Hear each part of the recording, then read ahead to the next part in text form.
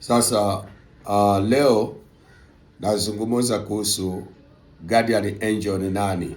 Malaika ule nilizungumzia jana ama juzi. Nataka mwelewe kwamba kuna utafsiri mwingi wa huyu mtu ambaye anaitwa guardian angel, na huyu mtu ni muhimu sana katika maisha ya mwanadamu, lakini leo nitazungumzia guardian angel ni nani kwa mtu ambaye ameokoka. Guardian angel kwa mtu ambaye ameokoka ni Roho Mtakatifu. Kuna tafsiri nyingi sana kulingana na tamaduni na mielekeo ya watu katika mataifa mbalimbali na traditional mbalimbali, vile wanavyoweza kumtafsiri huyu malaika wa msaada wa kusaidia. Lakini kwa wewe ambaye umeokoka, leo ndio tunazungumzia huyu jamaa anaitwa guardian angel, ni Roho Mtakatifu. Hapa ndiyo mtu ambaye tabia zake tunaziangalia ndio za tabia za msaidizi, malaika msaidizi, kwa sababu guardian angel amepeanwa na Mungu mara ya kwanza wakati mwanadamu anaumbwa, ili kwamba amuongoze, amsaidie, amwelekeze katika mambo mema, amwelimishe katika mambo mazuri na kumsaidia anapokuwa katika maisha yake hapa duniani. Kumbuka, msaada wa Roho Mtakatifu ni hapa duniani. Wakati Roho Mtakatifu ameshakusaidia, umeondoka katika dunia hii, hakuna msaada mwingine ambao Roho Mtakatifu anakupatia.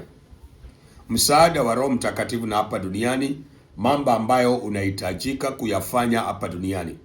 So wakati Mungu aliumba mwanadamu, alipuliza roho yake ndani yake, mwanadamu akawa kiumbe hai, akabeba roho huyo. Sasa anamuongoza, kumtia nguvu, kumpa maarifa na ufahamu wa mambo mengi sana katika maisha. Wale ambao mmeokoka mnakumbuka Yesu akisema ya kwamba sitawawacha yatima, bali naja kwenu, nanyi mnaniona kidogo, lakini naja kwenu tena, nami nitakaa pamoja nanyi. Alikuwa anaongoa habari za Roho Mtakatifu. Sasa huyu Roho Mtakatifu ndio malaika mwongozo kwa wale ambao ni walokole, wale wanaomwamini Yesu. Ninakuomba mtu wa Mungu ambaye unamwamini Yesu na unamsikiliza Yesu na unamfuata Yesu, ikiwa kuna malaika atakayetokea kwako kuongeleshe, na huyo malaika hatokani na Yesu wala habebi ujumbe unaotokana Yesu, ninakuencourage usimwamini, kwa sababu huo mwongozo ambao anakupatia si mwongozo ambao ni wa Mungu. Mwongozo wa Mungu kwako na ujumbe wa Mungu kwako ni ujumbe ambao utaletwa na Roho Mtakatifu.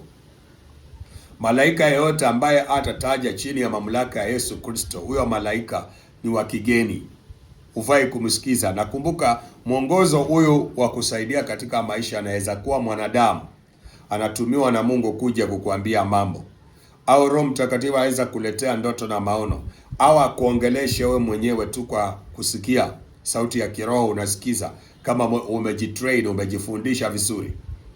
Wale ambao mnategemea, mmekubali Yesu na mnamtegemea Yesu na mnatembea na Yesu katika maisha, mimi kama mtu wa rohoni ningependa kuwashauri, hakuna haja ya kusikiliza malaika mwingine kule, manake kuna tamaduni ambazo malaika wa kusaidia huyu ambao anazungumza ni watu waliofariki.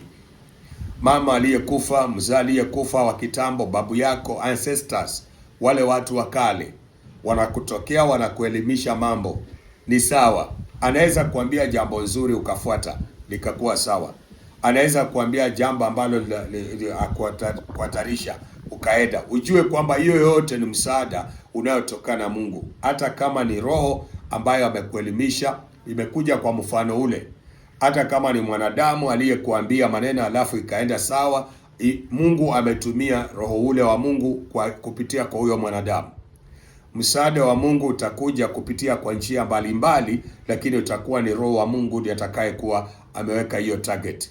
Anazungumza kupitia vitu vingi, anazungumza kupitia neno lake, anazungumza kupitia mtu. Unaweza pata mtu akakuonya, mtu akakuchelewesha mahali, mtu akakugombeza, ukagombezwa kwa njia na ulikuwa unakimbilia gari, ukagombezwa, ukachelewa, ukagombana, ama mtu akakuchelewesha jambo, wakati unafika lile gari limeondoka.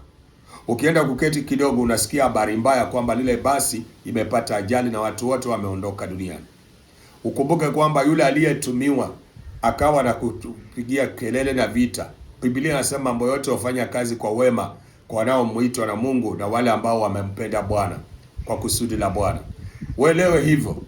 Sasa usihangaike na mambo mengi, na washauri, kuna mafundisho ambayo unayaweka hapa, wale ambao mmeokoka, mengine si yenu. Mnielewe kwamba Dr. Wilson Swahili Channel si ya kila mtu. Kuna wale wanaamini tu ndio wanafuata. So nikifundisha la kwako unachukua, nikifundisha lile ambalo si la kwako usichukue. Wachia, kuna mtu ambaye anachukua ambao ni ya kwake. Sasa kama hii nakushauri, hii ni ya walokole, wale wanamuita Yesu Bwana. Msikilize Roho wa Mungu, ndio malaika ambaye anakuongoza kwa sasa.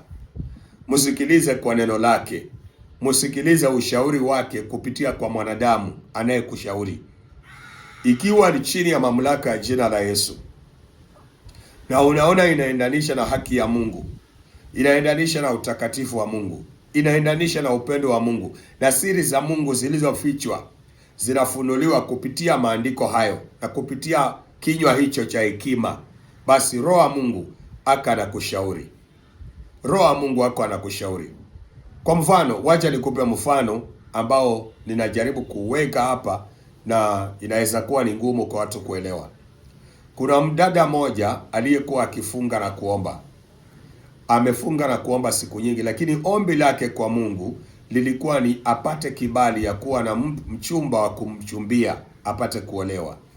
Huyu binti alikaa miaka zaidi ya 6 akitafuta Mungu kwa maombi na kufunga na miaka mingi, lakini miaka ikawa inaenda zaidi. Sasa alikuwa ameanza kufika kupoteza tamaa na nafsi matamanio ya ombi hilo. Lakini kwa kukutana nami niliweza kumwambia kama anafunga na kuomba na kufanya vile, atumie mbegu tu ya algeta pepe, atafune mbegu 7 alafu aombe maombi yale yale tu yenye huwa anaomba. Sasa alipoanza kutumia mbegu za algeta pepe, wakati anaendelea tu na yale yale maombi akimuomba Mungu, basi milango yake ilifunguka haraka na akapata kuolewa, na mpaka sasa hivi vile tunaongea alipata kibali, ameolewa. Unaona, hasa Roho wa Mungu amenitumia kumshauri yule, kitu ambacho kilikuwa kimebaki nje. Imani ya mtu inahitaji vipengele. Kuna vitu vya kuongeza katika imani, na mojawapo ya ingredient za kuongeza katika imani ndio ikuletee kuzaa ni unahitaji maarifa. Maandiko inasema katika kitabu kile cha Petro wa pili ya kwamba kwa imani yako ongeza maarifa. Maarifa ni mojawapo ya jambo ambalo ni muhimu sana, na kuna maarifa ya kila aina. Lazima uangalie haya maarifa yanadhuru mwanadamu ama ni mazuri. Haya maarifa ambayo unatakana kuongeza ni mazuri kwangu na ni mazuri kwa Mungu, na je, ni ufumbuzi ambao unaweza kuwa uko katika nuru ya Mungu ya kunisaidia ili niweze kuendelea mbele. Watu wengi wanafikiria kutumia vitu ni mapepo. Wanafikiria kujitakasa na kujiosha na maji yaliyo na chumvi ama nini ni mashetani, atumeacha Yesu. Hiyo si kweli. Haujaacha Yesu mwanangu. Umemwamini Yesu na unafanya mambo haya chini ya mamlaka ya jina la Yesu. Ni mwongozo wa Roho tu unaongozwa kwamba kwa hili fanya hili na hili, kwa hili fanya, maana shida za watu na matatizo ya watu ni tofauti tofauti. So kuhusu guardian angel wako mwenye nitakusisitiza, wewe ambao umeokoka, wewe ambao unamwamini Mungu, wewe ambao unamwamini Kristo, wewe ambao unategemea katika maandiko haya, nataka nikuambie ni Roho Mtakatifu. Kama mwanadamu atakuja kuongoza na ifaulu, ni Roho wa Mungu amemtumia. Kama ni mtu ni mtu ambaye alikufa, alikuja akakushauri na ulipoamuka ukaona ile jambo na ukaenda ukapita, basi Mungu aliamua kuleta hiyo kitu kwa sura hiyo ili uweze kuelewa. Maana naye watu ambao walikufa hawakatishi kwetu wakati ambapo uko hai. Biblia inasema hakuna uhusiano wa walio hai na waliokufa. Hakuna uhusiano, lakini kuna mambo ya siri sana katika upande wa rohoni. Lazima uelewe maandiko haya yanaposema hivyo yanamaanisha nini. Kila kitu kuna sababu yenye ilikuwa inaongea, na kila kitu kuna sababu kwa nini neno fulani limetamkwa. Kuna mahali Biblia inakubali na kuna mahali Biblia inakataa. So inategemea ni nini ilikuwa inakubali na ni nini ilikuwa inakataa. Sasa unahitaji kusoma sana, unahitaji kustadi sana, unahitaji kutulia sana, ili aliyeandika lile neno na aliyepeana roho juu ya ile neno aweze kupatia ufahamu huo, uweze kuelewa. Siwacha Mungu wa uzima akubariki. Mungu wa uzima akupe kibali. Mungu wa uzima akupe neema na matumaini. Bwana akuwezeshe wewe ambao uliokoka uweze kuelewa hili. Sasa nitakapokuja nitazungumzia traditional ingine ya watu vile wanavyochukulia malaika wa msaada huu wa guardian angel ni nani. Nitakuja kueleza hapa, nitakuja kufundisha vile wengine. Hii ni ya wale waliokoka peke yao, wanaomwamini Kristo. Malaika wako wa msaada wako ambao unafaa kufanya bidii kumsikia, kumwelewa, kupatana na yeye, kuwa karibu na yeye na kumsikiliza kila wakati. Roho Mtakatifu. Ubarikiwe. Bwana akubariki, akupe kibali. Tukutane kwa video itakayokuja.